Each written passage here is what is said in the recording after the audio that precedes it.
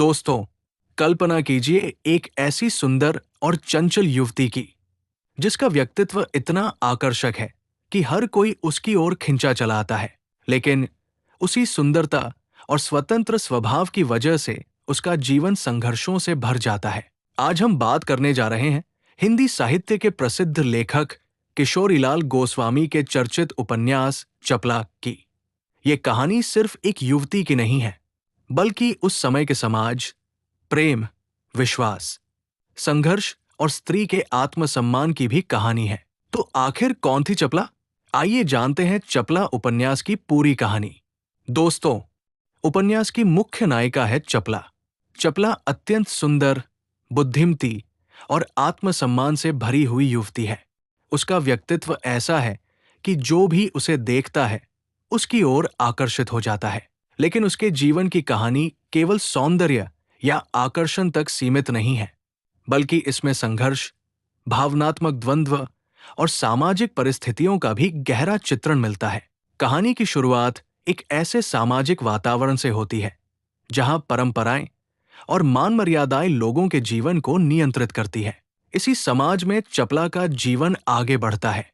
चपला का परिवार सम्मानित है, लेकिन उसके जीवन में कई ऐसे मोड़ आते हैं जो उसे कठिन परिस्थितियों में डाल देते हैं। चपला बचपन से ही तेज तर्रार और स्वतंत्र विचारों वाली लड़की होती है। वो समाज की रूढ़ियों को आंख मूंद कर स्वीकार करने वाली नहीं है। यही कारण है कि कई बार उसका स्वभाव लोगों को असामान्य भी लगता है।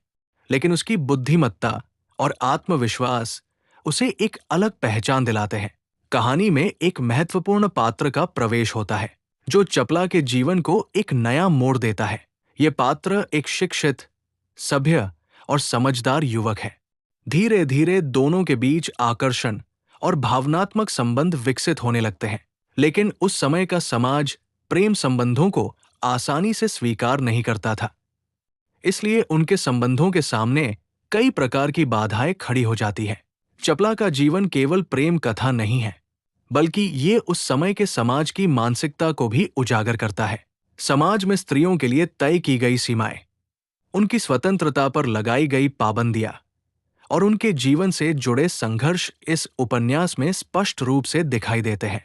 कई परिस्थितियों में चपला को अपने निर्णयों के कारण आलोचना और विरोध का सामना करना पड़ता है, लेकिन वो हार नहीं मानती। उसका आत्मसम्मान और साहस उसे हर कठिनाई का सामना करने की शक्ति देता है। यही उसकी सबसे बड़ी विशेषता है। कहानी आगे बढ़ते बढ़ते कई नाटकीय घटनाओं से गुजरती है। कभी प्रेम और विश्वास की परीक्षा होती है, तो कभी परिस्थितियां पात्रों को अलग कर देती है।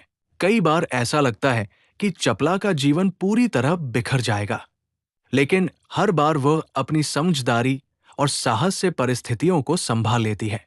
उपन्यास में लेखक ने मानवीय स्वभाव का बहुत सूक्ष्म चित्रण किया है।